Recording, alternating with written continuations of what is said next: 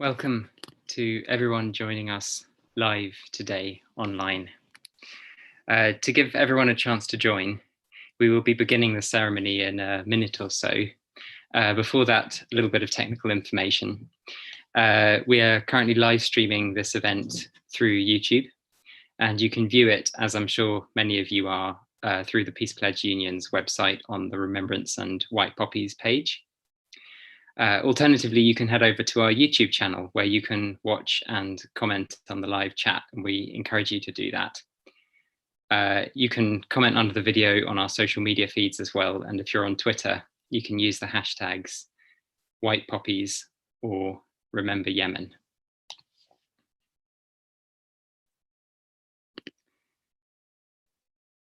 So I think let's make a start. It's just after 12 o'clock. So hello to everyone who's joining us. I think there are about 200 people watching this now. Welcome to 2020's National Alternative Remembrance Ceremony. My name is Jeff Tibbs. I'm the Remembrance Project Manager at the Peace Pledge Union. And every year on Remembrance Sunday, we hold an event like this, but this is the first time that it's happening online. We gather to remember all victims of war and to affirm a commitment to ending war and establishing peace. Usually, we gather in Tavistock Square in London, and I know many people watching today will be sad that they're not standing there by the conscientious objectors' commemorative stone. On the other hand, many people will be joining us for the first time who might usually not be able to make it to Tavistock Square. So welcome to you all. An online meeting allows us to come together in a different way. And this ceremony, perhaps more than ever, has been a joint effort by groups organising across the country. I'll shortly be introducing our two performers for today. Their performances will be followed by a 2-minute silence and a wreath laying. After that, we will be sharing some of the footage of alternative remembrance events that has been pouring in from across England, Scotland, and Wales. You're going to see a lot of white poppies today, so let's remind ourselves of the meaning of the white poppy. It has 3 parts to that meaning. Firstly, it stands for remembrance for all victims of war, including those who are usually excluded from mainstream remembrance occasions. Civilians, who make up the vast majority of victims of wars and whose voices are seldom heard.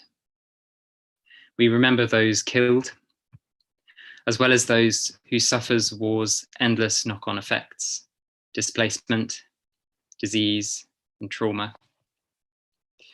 We remember people of all nationalities, including those who have suffered the effects of British military intervention. We remember those who it suits the powerful to forget. Secondly, the white poppy challenges militarism, any attempt to normalize or to glorify or celebrate military force. This obviously happens at remembrance time, but it also happens all year round, and the white poppy is an affirmation of our ongoing resistance and commitment to peace. And that's the third meaning. The white poppy stands for a culture of peace.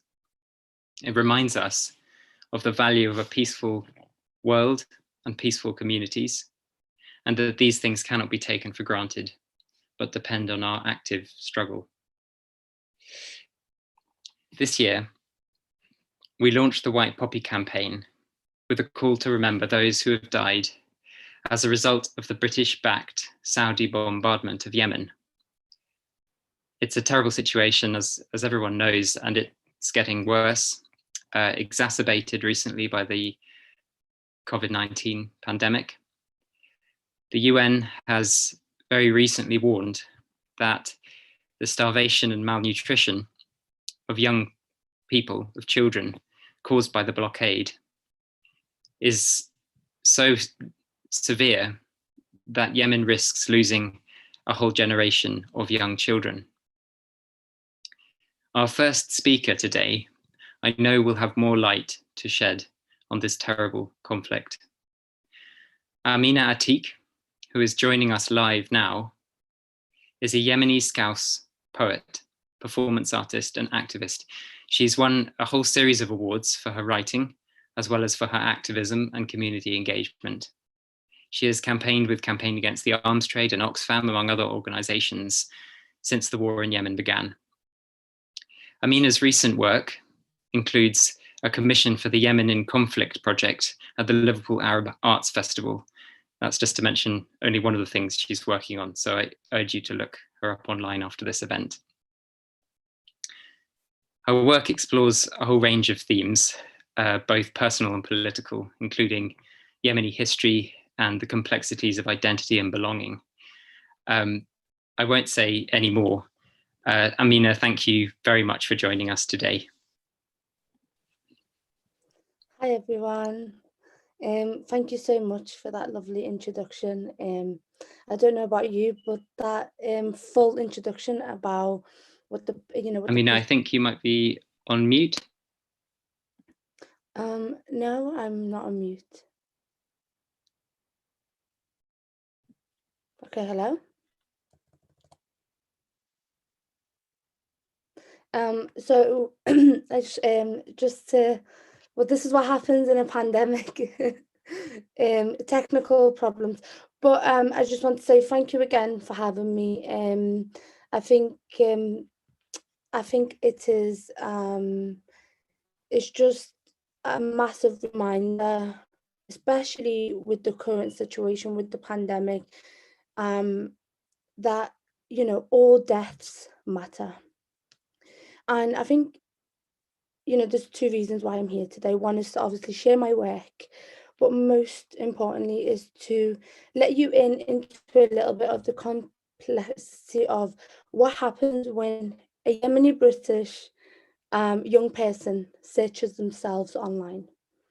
And the reason why I share this today is because this became quite personal to a campaign that we started working on during COVID. And it became really, really personal to me because when I typed in Yemen on Google, all I saw was young men AK-47s. And then I asked all my friends around the world, from east to west, to do the same. And when they shared the images that came up, it was the same images. I remember saying to myself, is my home only young men AK-47s? There wasn't any light on the complexity of the war. There wasn't any on the exposure on the deaths of young people. It was just young men, AK-47s, and terror. And I remember saying to myself, what can I do with this campaign? And I remember saying to myself, if we were to remember the past, we also have to change our present so that our future can become a more peaceful and sustainable place to live in. And I remember growing up in school, I would always identify myself as, British. I was really proud to be British, and yet I am still, but I now go by I'm Yemeni British, or I'm Yemeni Scouse, to make it even more specific. And the reason why is because there's this identity complex that you grow up with, especially when you emigrate from one place to another. And when the war in Yemen began, I started asking myself, how can my British government profit from a war that is killing my home country, that is destroying buildings older than Britain, that is destroying histories and legacies, that is destroying, young people's hope. And then I started, and as a writer, this kind of like reflects in your writing. You start becoming really confused, and you're thinking, I'm really proud to be Scouse, I'm really proud to be British, but I feel so hypocritical. I feel like I'm not worthy enough to celebrate my identities. So this campaign became really, really vital, and it became so personal, and I'm probably not making sense at all, but this is probably the journey as a writer. And this is probably my journey as a writer, to understand and to make sense of the world a little bit more than I did yesterday.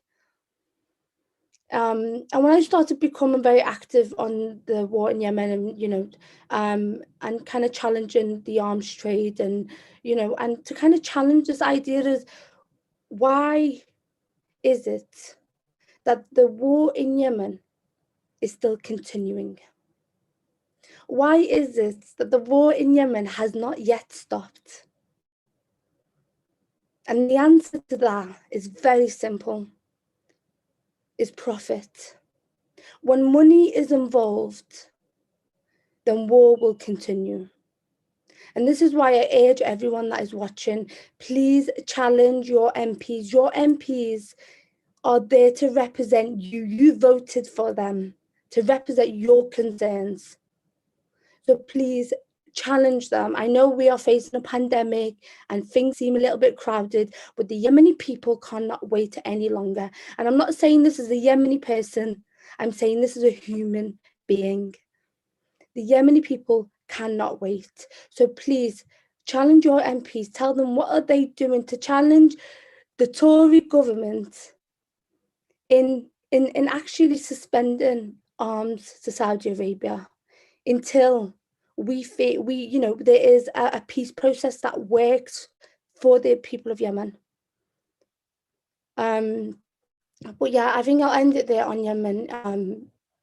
If you do want to search more about Yemen, I would say contact and follow journalists on Twitter who are based in Yemen. They will give you the truth. They will give you a more realistic image of what Yemen looks like today. So I'm going to go on to now perform one of my poems called "Victory is Far From Ours." And this poem was commissioned from IWM, and they told me to write about what victory means to me, celebrating the 75th anniversary of V-Day.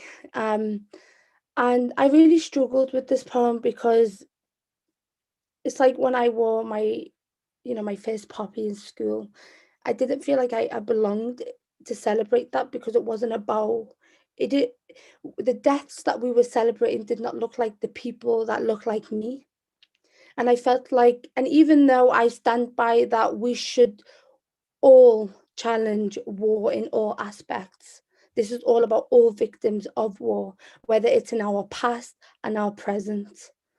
But sometimes mainstream media excludes certain types of groups, and people just don't get enough coverage. And what happens is, especially when I've gone to Parliament and when they talk about Yemen, they say 100,000 children are dead. And I remember challenging that in Parliament. I said, how can we physically, as a human being, see 100,000 deaths in our head? And what happens is we dehumanize people's lives. I said, I want people's names. Like the way we celebrate deaths of our past in Britain. But yet I felt like, Yemeni deaths were quite reduced to numbers, but it's more than that. So this poem kind of went through that journey, went through that anger, that frustration. So I'm going to read it out to you because I'm a lot better at reading poetry than I am at speaking. Victory is far from ours. I married the world to understand it. But the earth is too dry, perished in complete darkness to paint blue skies. Because when was the last time I looked up? And I hid under classroom desks, meddling my fingers in someone else's story, guarded by warlocks, to blindly see what was beneath paper made of ashes and the terror that lives in our children. And between this bullet and trigger is always God's given right to live. And I hid under classroom desks, learning of the great wars in my own ink of my forefathers we yet to name, bleeding to death inside of me and a gravestone found in heaven. Yesterday's history is a calamity in our world of 1,000 mothers and an orphan child lost on the streets, searching for its rightful home. Our secret between borders. Because between this oppressor and the man-made missiles is always God's given right to live. And I hid under classroom desks, skipping pages as my eyes grew confused of the black and white moving pictures and we part waves. Waving our greetings and farewells. Is another suicide in our trenches? Is a child cradling war in its first steps in the rubbles of destruction? And when death is part of their national anthem, then what is victory? Drowning in army coats, standing in line bigger than their feet, swinging AK-47s around their necks, digging holes in their back gardens with their names engraved in backstones, in headstones. And what is victory? Between this missile and the target is always God's given right to live. And we mourn dressed in black, scatter our flowers, fill our fields in colours, and stand in stillness while those who plant bombs in people's homes for the fuse to light up. Cradling war in our arms is not our victory, and waiting for the victors to write history is not our victory, and guarded by the oppressed is not our victory. And victory is far from ours, and it does not belong to me. So thank you. I'm just going to go on now to do my second piece, which is a love letter to Yemen, which is a piece that I wrote at the very beginning of the war. I knew nothing of Yemen. I just knew that I was Yemeni. I knew nothing of its history. I didn't really celebrate it much. Every time we would visit Yemen in the summer holidays, I would literally can't wait to come back to the UK. And I think it's that identity complex, this thing of you have to sacrifice one home for the other. But no, of course not. I've learned and I've wised enough to say you definitely can have both identities. But I think this piece is more of kind of yearning to, when the war began in Yemen, I started thinking to myself, what if I lost home? What would that look like? So I think this poem, as a 19-year-old Amina, was trying to cling on back or yearning back, or yearning for home, or clinging onto home, or this idea of home. So this is called What Do I Know? What do I know of people of Yemen? You see, the truth is within my genes. And I belong under the shades of the trees as the sun tries to control all of me. But what do I know? I travelled miles away at the age of 4 to a land I called home. But my heart never approved, because something was missing. And upon my eyes I sit above to unfold the truth, this inner beauty. But so gracefully you sit, you waved hello. You waved hello, but I never had the time to say goodbye. But you reaffined in the style of your own, and you walked along simply, the life one designed and polished with original history lessons that was taught to mankind. But so charming you fall. But so charming you fall. Sorry. But so charming you fall, and you attract the eyes of those who don't know. And as I gazed alongside to the birds that chant early morning, rise, rise, people of Yemen. Because your morning shift has begun, oh people of Yemen, what do I know? Because some of which work 6 hours a day, or some that work a lifetime travelling around to find a home to stay. But so gracefully they say, we are the travellers, and we are the Arabs. And I remember the warmth of the sun upon my skin, and that rain that painted villages wet, all of the ground streaming down as they followed each other, patterned beautifully. Because they were designed to obey, to respect the system and wonders and worship and devotion. And a miracle upon the heaving sea, and that night time, a wink to sleep, dreamt a lifetime of unfolding dreams and that star. Because I remember that star that lit to outshine them all, O people of Yemen. What do I know? Because as the tides flow upon my bloodstream, that mixes between every tear drowned and every poverty forgotten, and the dry mouths that never complained of its sorrows and its tomorrows, because the world has forgotten. Because the world has forgotten. And what do I know, O people of Yemen? Because I left you for too long. You asked about me, but I never returned. And this is the beat to my heart crying out loud. And as I was standing in the rivers of vanity, the tremendous skies, and I'm trying to unfold the love beneath the bursting smoky clouds. And with a hand to hand, I tried to hold you, because I never want to lose you, for you are the mother of the Arabs once born, never dead. What do I know, O people of Yemen? Because I love you, and I love those who love you. And even if they stitched my lips, I will rip them apart only to repeat your name. And I love you, and I love those who love you. And I yearn for the day I see you stand on your feet. In faith I hold close to my heart, I believe you will. For I am your complexion, and I am the dryness to your nose. And I am the dryness to your nose. And I am the shine to your forehead. But what do I know? What do I know, O people of Yemen? What do we all know? Thank you so much. I always still get quite emotional reading that. But thank you so much for having me again. It's been an honour, and I hope that one thing that we can remember today is that all victims of war matter, and that our future is not ours, it's our children's. If we can't make peace today, think about your own children. How do you want to see the world that they live in?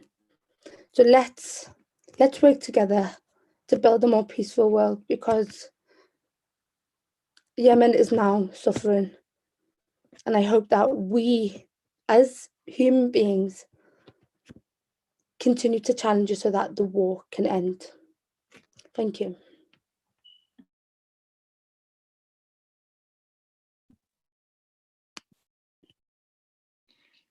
Thank you very much, Amina, for that extremely moving and astonishing performance. Our next performer is Penny Stone, who is a singer, a song leader, a teacher, and a composer based in Edinburgh. Penny is extraordinary in the way that she uses song as a force for positive change.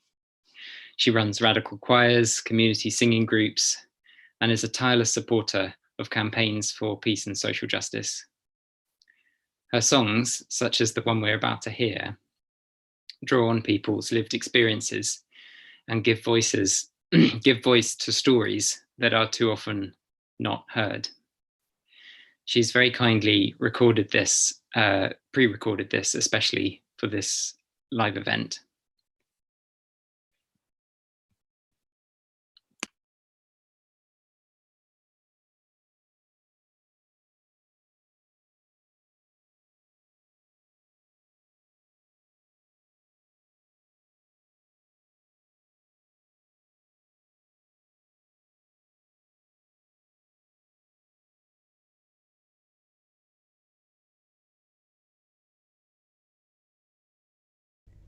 There will be many people gathering all over the world today to enact, whether it's virtually or whether it's in person, to enact an alternative remembrance. And we do that as people who work for peace, who want to build better alternatives to war, because everyone's impacted by war, whether it's civilians that have experienced trauma, whether it's soldiers that have experienced trauma, whether it's people that look like us, whether it's people that we're told are on the other side.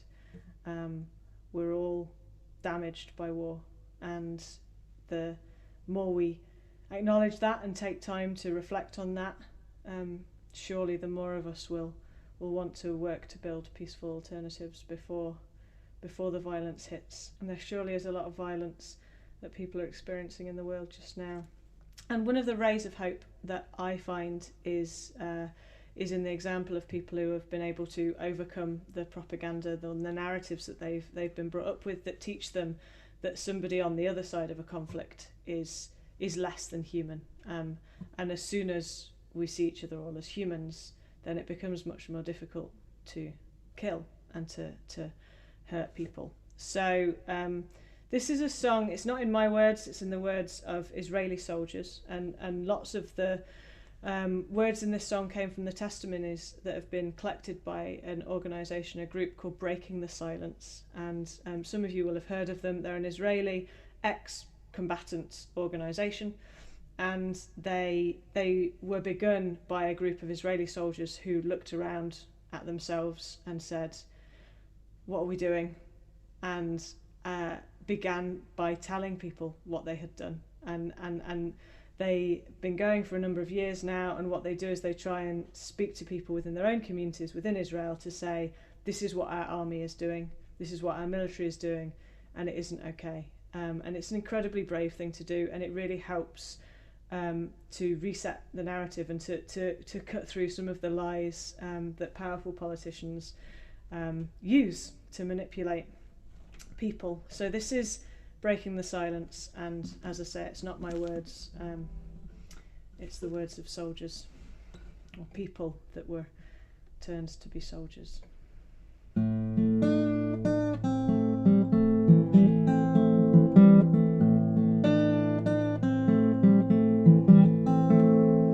When I was a boy at school, I thought that I would grow to be a soldier in a moral army to defend my home. And the history books kept telling me about the bloody war. They said there never was another country wanted us before.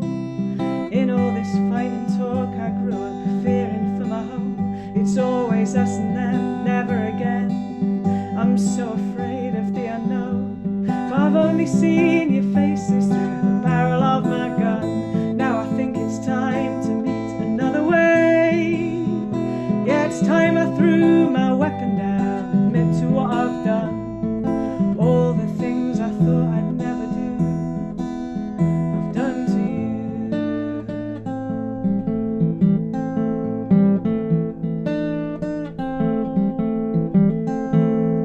Now I wear a uniform and soldier is my name. I was trained to follow orders, never trained to take the blame. I was trained to fight an army, now I don't know what to do.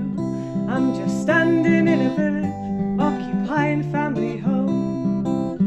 Nobody sleeps at night for fear of what we'll do. They're all afraid and we're afraid and everybody's losing. I've only seen your faces through the barrel of my gun. Now I think it's time to meet another way. Yeah, it's time I threw my weapon down, admit to what I've done. All the things I thought I'd never do, I've done to you.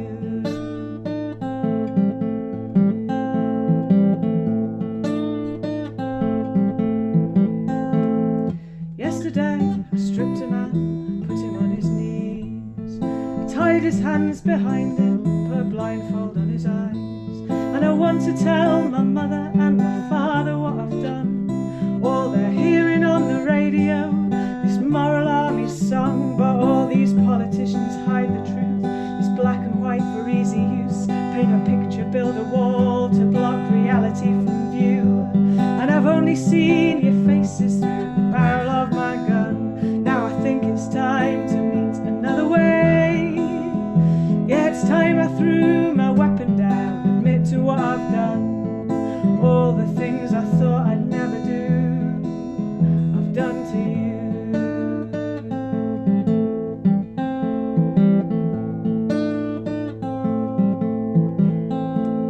I stood a boy in front of me when bullets they were flying. With these hands I shot a little girl, I left her dying. All your daughters, all your sons, they did the things I did. Just like me, they followed orders, crossed a line they thought they'd drawn. Every day humiliating people I don't know, every day disrupting everything that anyone might do. And I've only seen your faces through the barrel of my gun. Now I think it's time to it's time I threw my weapon down, admit to what I've done. All the things I thought I'd never do, I've done to you.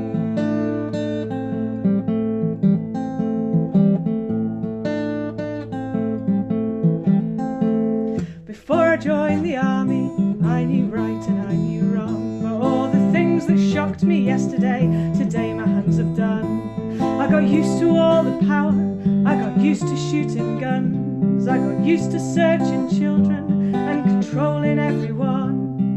But all my feelings disappeared, my body it went numb. I don't remember who I am, I can't believe the things I've done. And I've only seen your faces through the barrel of my gun. Now I think it's time to meet another way. Yeah, it's time I threw my weapon down, admit to what I've done. All the things I thought I'd never do, I've done to you.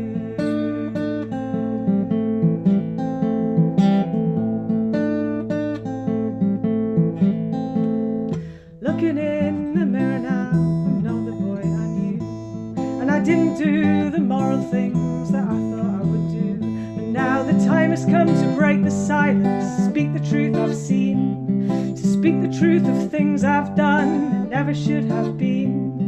For every night I haven't slept, a million lie awake. For every night I haven't slept, a million lie awake. I've only ever seen your faces through the barrel of my gun. Now I think it's time to meet another way. Yeah, it's time I threw my weapon down, admit to what I've done. All the things I thought I'd never do, I've done to you.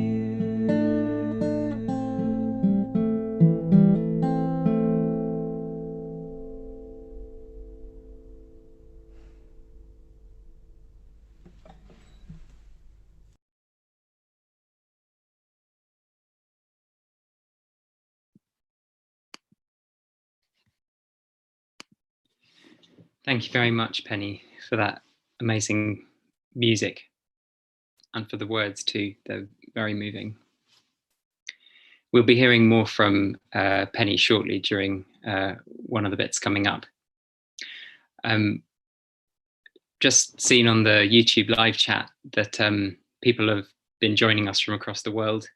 There's about 300 people watching now, and someone said they're joining from Texas as well as from across the UK. Let us know where you're watching if you're on the YouTube live chat. It's always interesting to see who's tuning in. So in a moment, during a 2-minute silence, we will play footage from Tavistock Square. That's where this event usually happens, as I've already mentioned, and we've recorded this footage in the last few days, immediately before the new lockdown restrictions came into force. For those who've been in Tavistock Square in previous years, and for those who wish to be there now, I hope this footage reminds you of being there. We will now observe a 2-minute silence in remembrance of all victims of war.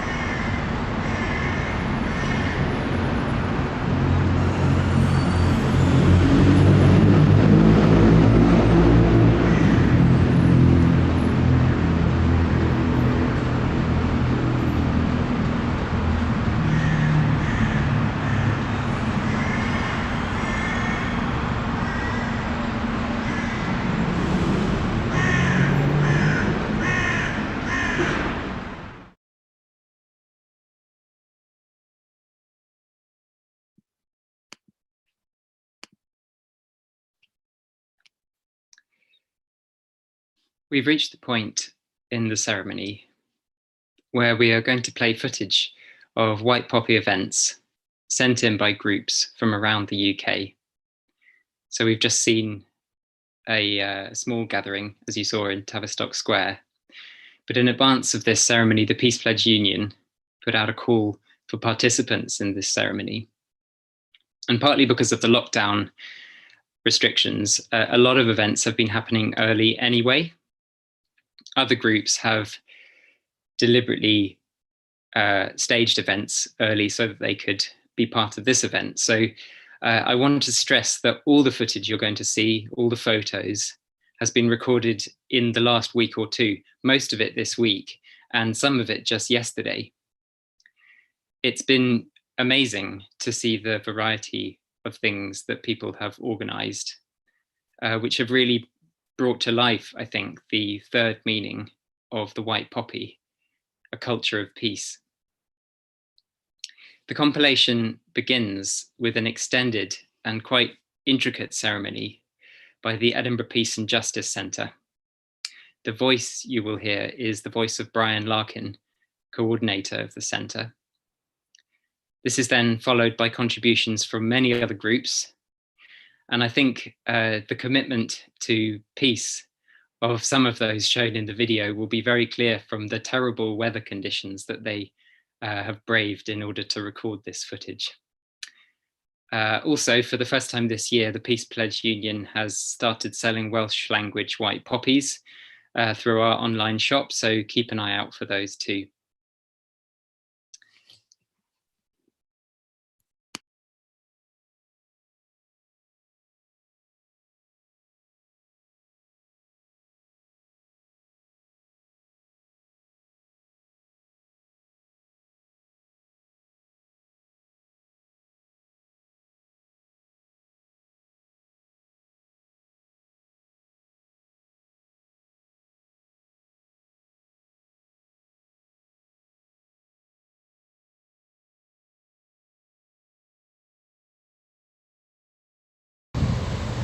Right, so here we are in Edinburgh in Princess Street Gardens, gathered for Remembrance, for an alternative Remembrance event.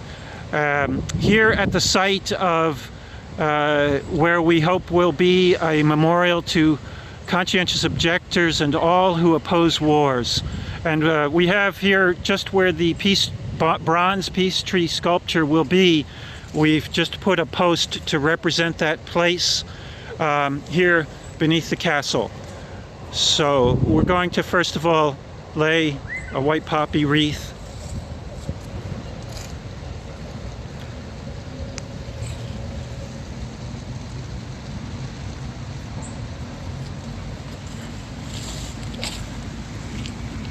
Remembering all victims of wars, and especially those that are dying in wars today around the world, and particularly those that are dying in Yemen, and the civilians, the many thousands of civilians that have died there and who are suffering from the famine that's caused by the Saudi bombing, the bombs that are made in Britain. And now we want to just hang on this post some of the handkerchiefs that have been embroidered at workshops that will eventually be cast in bronze and hung on the bronze peace tree sculpture of the opposing war memorial here.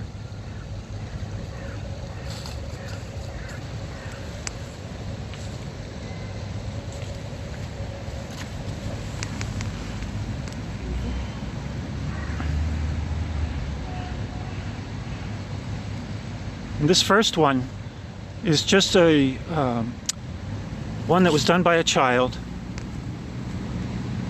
and represents field punishment. Field punishment number 1, the punishment that many conscientious objectors during the First World War were submitted to. And it's to remember particularly the conscientious objectors, 73 of whom died in or as a result of imprisonment during the First World War.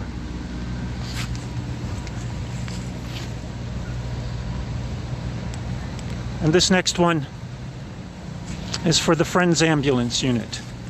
the many conscientious objectors who risked their lives performing that service on the front lines at great risk, rescuing soldiers who were wounded and taking them to where they could be helped to live.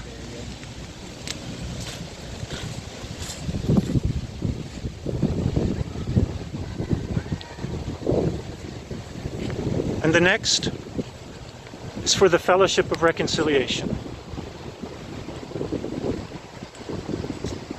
a Christian fellowship that was formed between Christians in Germany and in Britain, and now is worldwide. It was formed during the First World War in the hopes for peace and reconciliation.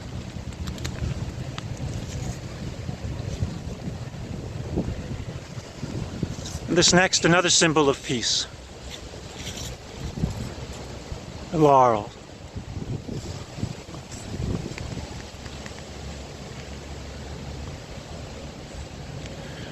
And then we have the symbol of the campaign for nuclear disarmament.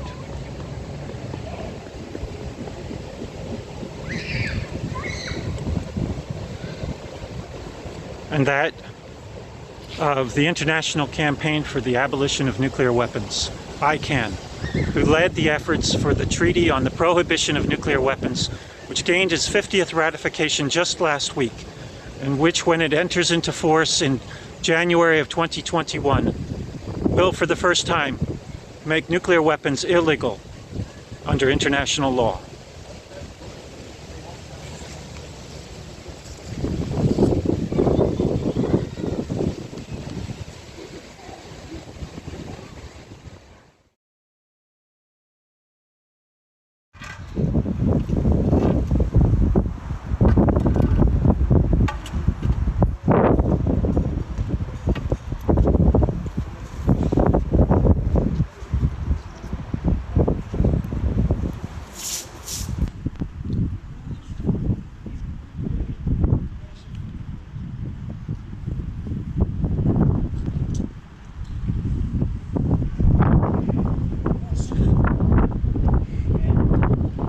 Peace, salam, shalom. Peace, salam, shalom. Peace, salam, shalom. Peace, salam, shalom. Peace, salam, shalom. Peace, salam, shalom. Peace, salam, shalom. Peace, salam, shalom. Peace, salam, shalom. Peace, salam, shalom. We believe in peace, salam, shalom. We believe in peace, salam, shalom. We believe in peace, salam, shalom. We believe in peace, salam, shalom. We will work for peace, salam, shalom. We will work for peace, salam, shalom.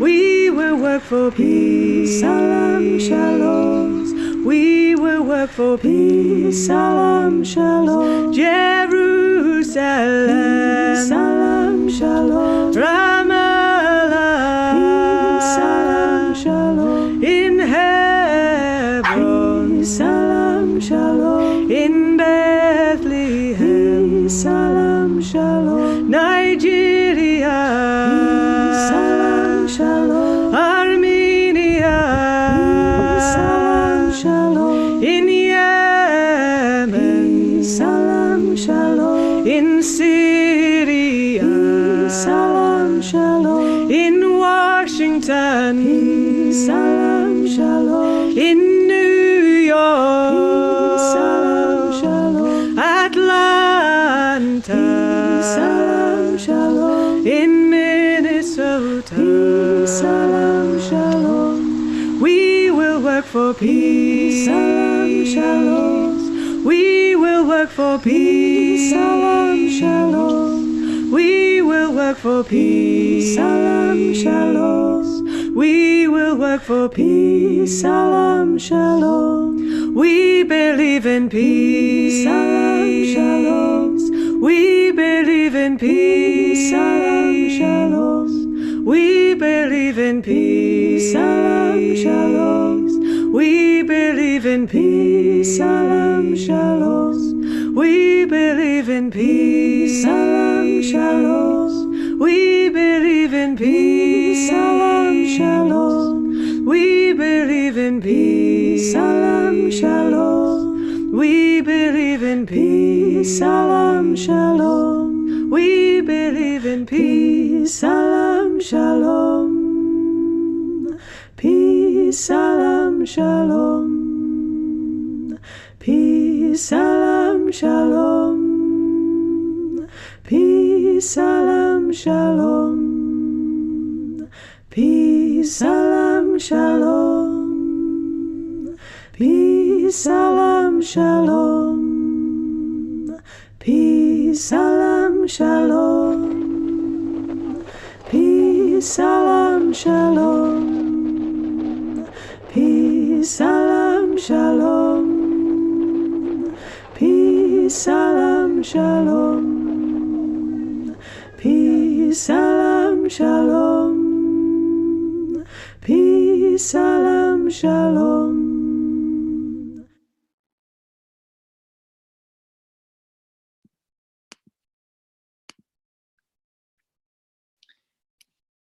We'd like to thank everyone who has made this event possible today. And there are lots of you to thank. Firstly, to those we just saw in that video, in particular, those who went out of their way to hold early ceremonies and record footage in advance of Remembrance Sunday.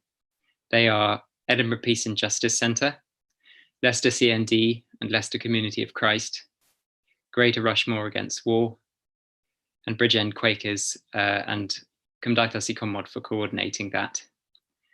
Thank you for the video that you sent in, and to all the other groups who participated. If you registered for this event on the PPU website, you'll get an email follow-up with a list of the participating organisations.